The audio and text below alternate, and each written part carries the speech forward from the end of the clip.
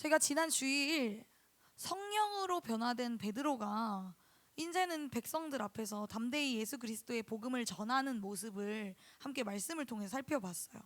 또한 이 병자에게 금과 은이 아닌 진짜 좋은 것 예수 그리스도를 전해주고, 또 그를 통하여 많은 이들이 예수님께로 돌아오는 놀라운 기적의 모습을 우리가 함께 지켜보았습니다. 아주 많은 사람들이 예수님께로 돌아왔다라고 하였어요. 이 들은 복음을 따라서 그들은 서로 교제하였고 기도하기에 힘쓰는 자들이 되었어요. 믿는 사람들이 우리가 모인 것처럼 다 함께 모여서 모든 것을 함께 나누고 재산과 소유를 팔아서 각 사람의 필요를 따라 나누었어요. 날마다 마음을 같이 해서 성전에 모이기를 힘썼고 기쁨과 순전한 마음으로 음식을 나눠 먹고 하나님을 찬양하였습니다. 하나님께서는 구원받는 사람들을 날마다 더하게 하여 주셨어요. 그래서 그들의 믿는 공동체는 점점 더 커졌어요. 그런데 이 커져가는 공동체 안에서 정말 중요한 모습이 있었어요. 사도행전 2장 47절의 말씀입니다. 하나님을 찬미하며 또 온 백성에게 칭송을 받으니 주께서 구원받는 사람을 날마다 더하게 하시니라.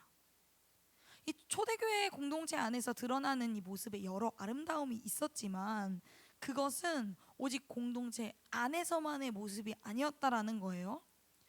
온 백성에게 칭송받는 공동체가 되었다라는 것입니다.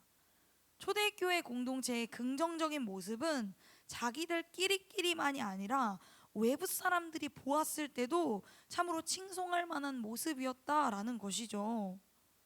그들의 모습은 왜 밖에서 봤을 때도 칭송받는 모습이었을까요? 그들이 예수 그리스도를 믿음으로 그리스도인이 되었기 때문이에요. 받은 은혜를 기억하면서 예수님으로 살아가는 사람들이었기 때문이에요.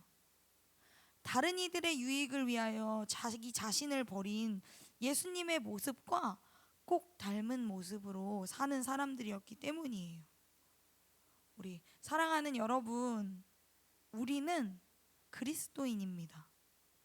세상 속에서 소금과 빛의 모습으로 살아가야 한다면 그것은 우리의 명성이나 어떤 성공을 위해서가 아니라 우리가 받은 큰 사랑으로 인해, 큰 구원으로 인해 우리가 그 구원을 먼저 받은 사람들이기 때문에 세상 속에서 우리의 삶으로 그 복음을 전해내기 위하여 분투하며 살아가야 한다라는 것입니다. 우리 수련회를 다녀왔는데 이번 우리 수련회 컨셉이 있었어요.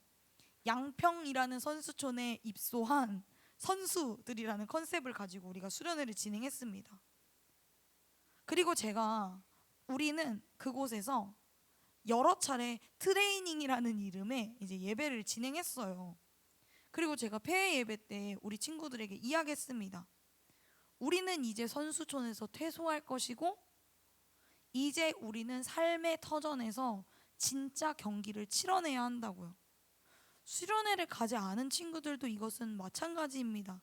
우리는 삶의 터전에서 진짜 경기를 치러내야 하는 상황 가운데 놓여 있는 것이에요. 여러분, 우리가 속해 있는 지금 이 공동체가 바로 우리의 진정한 경기장입니다. 우리가 속해 있는 가정, 교회 공동체, 학교, 학원, 아르바이트의 현장, 이 모든 우리의 삶의 터전이 바로 우리의 경기장이라는 거예요. 우리가 이루어야 할 것은 이 삶의 경기 가운데서의 승리입니다. 연습 때 우리 수련회에서 은혜 받고 이기는 거 중요하죠. 그러나 더 중요한 것은 우리가 실전에서 승리를 거두는 것입니다. 실전에서 패배하고 나 연습 때는 진짜 잘했는데, 나 수련회에서는 은혜 많이 받았었는데 라고 말하는 것은 그냥 아쉬운 소리가 될 뿐입니다. 우리 여러분들이 이제 다시 삶의 경주를 치러내기에 앞서 이 말씀을 함께 나눌 수 있는 것이 참으로 감사합니다. 우리에게는 매주 주일의 시간이 타임아웃으로 주어져 있어요. 우리는 이 주일 예배를 통하여 다시 우리의 삶의 경기를 위한 재정비를 해낼 수 있어요. 바르게 전략을 수립하고 다시 나가서 싸울 수 있습니다. 그러니 여러분, 이 시간을, 이 예배의 자리를 사모하고 지키세요. 우리가 세상에서 싸울 힘을 얻을 수 있는 곳은 바로 이곳, 이 예배의 자리에서입니다. 그렇다면 하나님께서는 과연 오늘 예배의 자리를 통하여 우리에게 어떤 것을 가르치시고 바른 전략을 수립하게 하실까요? 오늘 본문의 말씀을 우리가 함께 찬찬히 살펴보기 원합니다. 예수님을 믿는 이 공동체 가운데 놀라운 일이 발생했어요. 믿는 무리가 한 마음, 한 뜻이 되어서 모든 물건을 서로 나누었다고 합니다.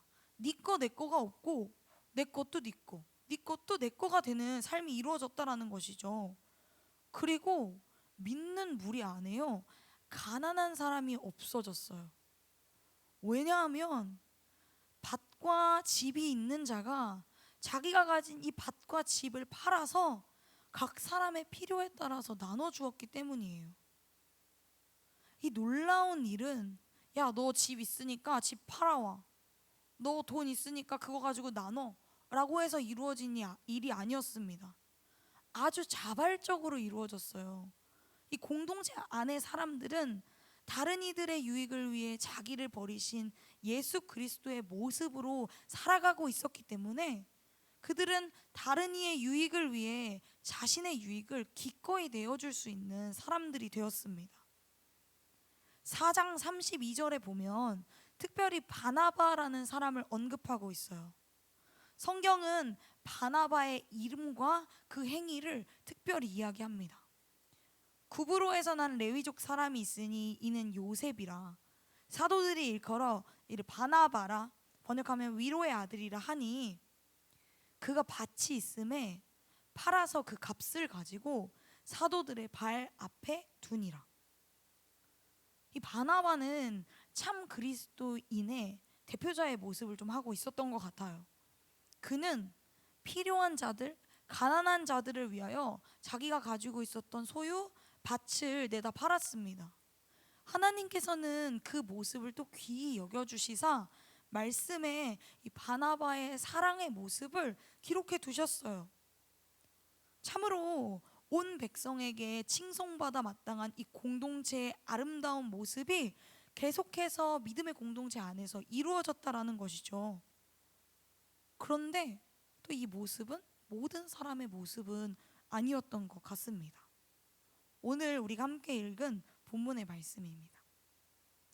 아나니아라는 사람이 그의 아내 삽비라와 더불어 소유를 팔아 그 값에서 얼마를 감춤해 그 아내도 알더라. 얼마만 가져다가 사도들의 발 앞에 두니. 이 공동체 안에 아나니아와 삽비라라는 부부가 있었어요. 이들이 초대교회에서 예수 그리스도를 사랑함으로 또 서로를 사랑함으로 이루어진 이 아름다운 모습에 감명을 받았던 것인지 가지고 있던 소유를 내다 팔았습니다. 그럼 스토리상 어떻게 돼야 돼요? 앞에 등장했던 바나바처럼 이들이 판 값을 가지고 사도들 앞에 내놓아야겠죠. 그런데 이들이 다른 사람들과는 다른 모습을 취합니다. 둘이 상의해서 그 소유 중에 일부를 감춰요. 에이, 뭐 꼭 다 내야 되나? 뭐 챙길 수도 좀 있지. 어떻게 그걸 다 내놓을 수 있겠어? 라고 생각하는 친구들도 있을 것 같아요. 그러나 여기에서 정말 중요한 것은요, 하나님의 평가입니다. 우리는 본문 속에 이 감추었다라는 단어를 좀 주의 깊게 살펴볼 필요가 있어요. 하나님께서 이 아나니아와 삽비라가 판 돈의 일부를 감춘 걸 어떻게 평가하시냐면요, 여호수아 시대에 가나안 전쟁을 할 때 아간이라는 사람이 있었거든요. 이 아간이라는 사람은 하나님께 온전히 바쳐야 할 것 중에 일부를 자기 욕심으로 몰래 숨겼다가 이스라엘의 승승장구를 막은 사람이에요. 이스라엘의 승리의 길을 막고 이스라엘이 패배하게 만들었던 사람이에요. 이로 말미암아 이스라엘은 큰 실패를 경험하게 되고 큰 슬픔을 경험하게 됩니다. 그런데 이 아간의 사건에서 이 물건을 가졌다라는 단어가 오늘 본문의 사건에서 동일하게 사용되고 있는 거예요. 이것은 저자가 의도적으로 같은 단어를 사용한 것인데요. 아간 사건에서 그가 물건을 가진 것은 하나님을 속이는 행위로서 이스라엘의 승리의 행진을 막은 아주 심각한 범죄로 여겨졌습니다.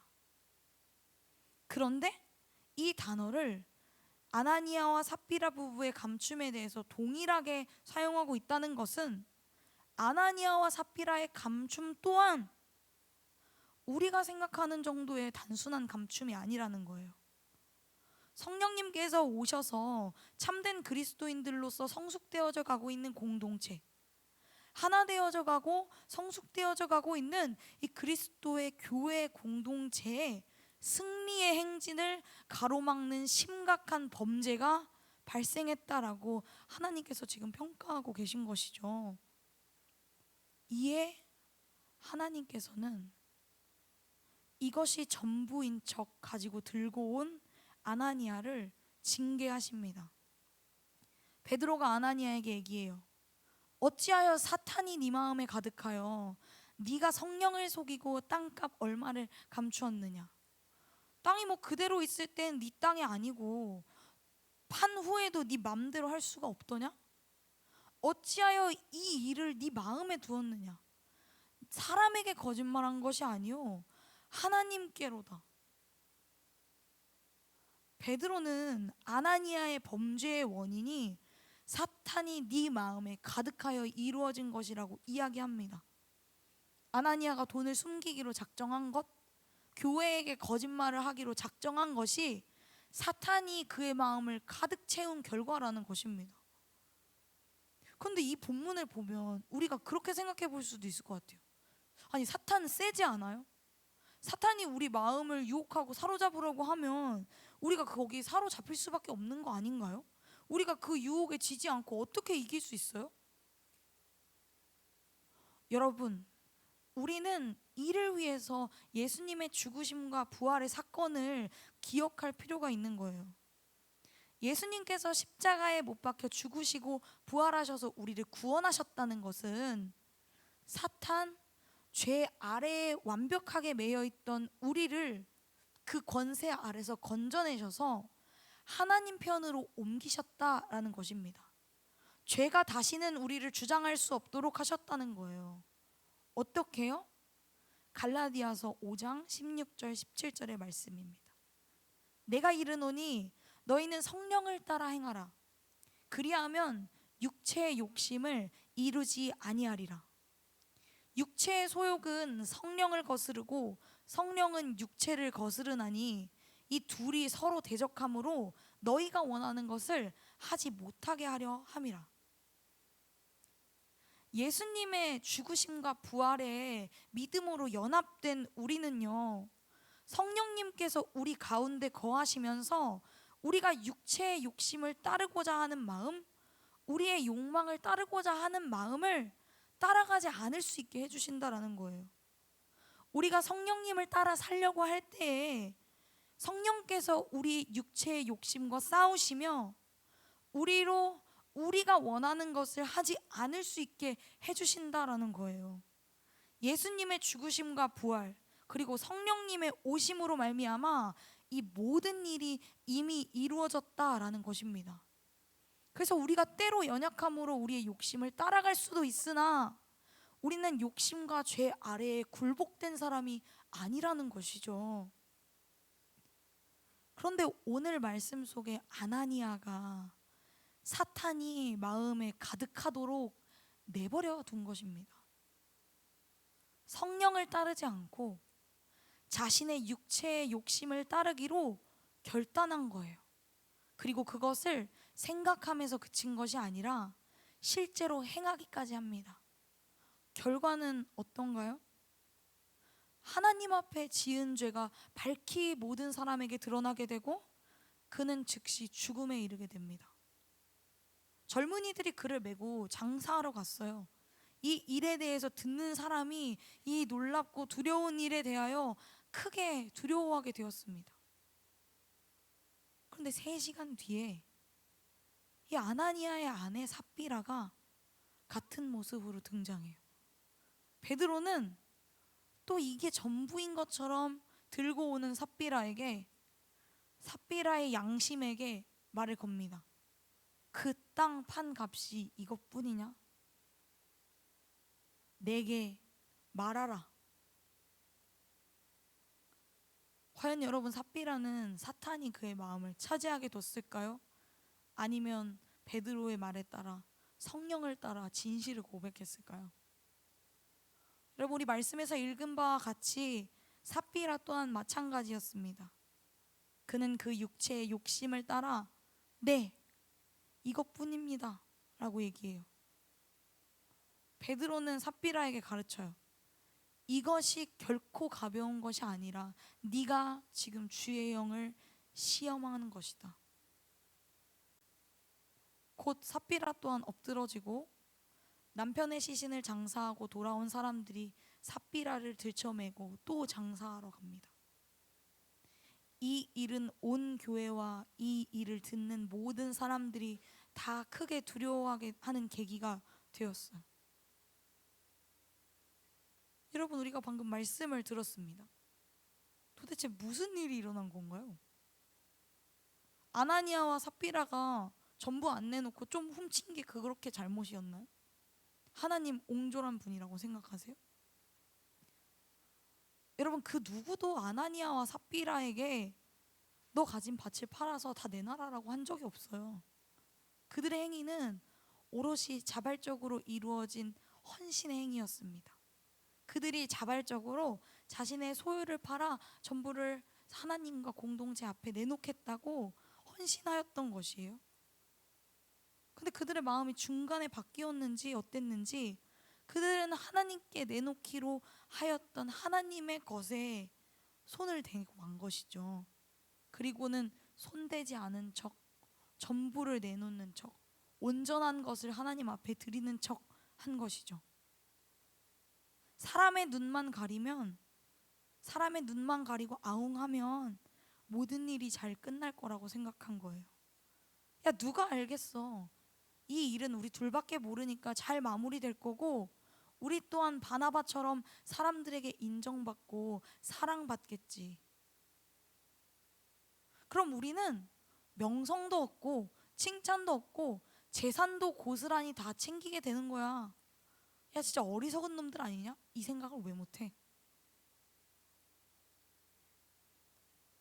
여러분들, 이들의 문제가 무엇이었을까요? 이들과 바나바의 차이가 과연 무엇이었을까요? 전부를 내놈과 일부를 내놈의 차이?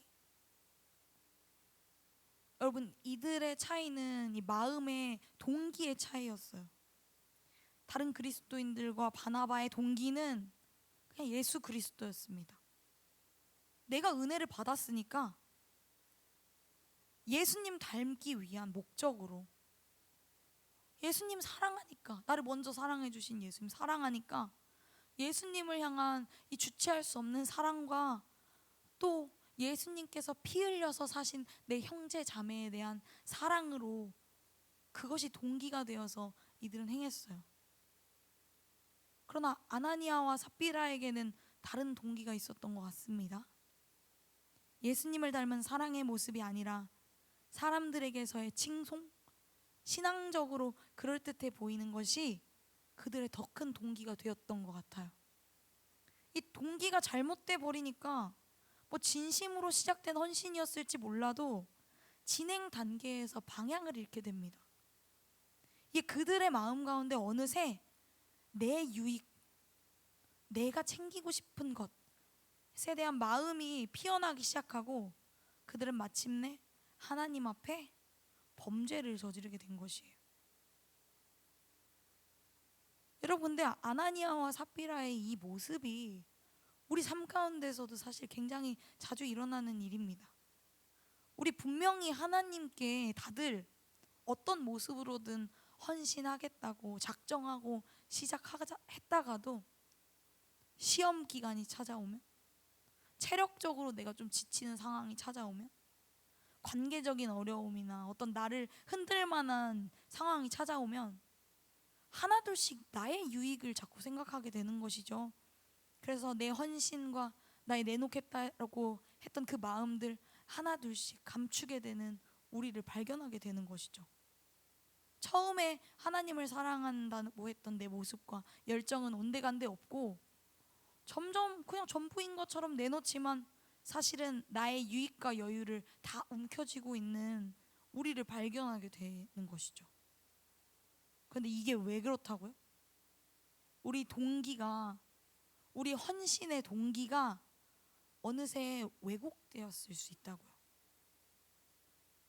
처음엔 그렇지 않았을 수도 몰라도 어느새 내가 받은 은혜에 대한 감사가 아니라 우리 유익을 위해서, 우리 유익하라고 자신의 가지셨던 모든 기득권을 다 내려놓으셨던 예수님을 담기 위한 모습이 아니라, 그 모습을 내 삶으로 드러내기 위함이 아니라 그냥 교회에서 그럴듯해 보이는 모습, 열심히 섬기만은 나, 사람들이 사랑해주고 칭찬해주는 내 모습, 그게 우리의 동기로 되어버렸을지도 모른다고요. 이런 마음이 우리의 동기가 되어버리니 무엇을 위해 내가 이 헌신을 시작했는지도 흔들려 버리는 것이죠. 이렇듯 우리의 동기가 흔들린다라는 것은, 왜곡된다는 것은 아주 무서운 일입니다. 정말 중요한 것은 온데간데 없고 그저 모양과 모습만 갖추게 돼요. 그렇다면 우리는 어떻게 이 우리의 동기가 왜곡되는 것을 피할 수 있을까요? 가장 먼저 우리는 계속해서 하나님의 구원을 묵상해야 합니다. 우리가 구원받음으로 인해서 탕감받은 죄의 값이 얼마나 지독한 것이었는지, 이를 위해서 예수님께서 버리고 오신 것들이 얼마나 값지고 크신 것이었는지, 그럼에도 불구하고 이 지독한 우리를 사랑해 주신 하나님의 사랑이 얼마나 크신 것이었는지를 계속해서 묵상하면 우리는 그 복음을 위해서 살 수밖에 없게 되는 것이죠. 다시 그 십자가를 바라보고 또 그 십자가의 은혜를 바라보면 이것이 우리 삶에서 영원히 변하지 않는 동기가 되는 것이죠.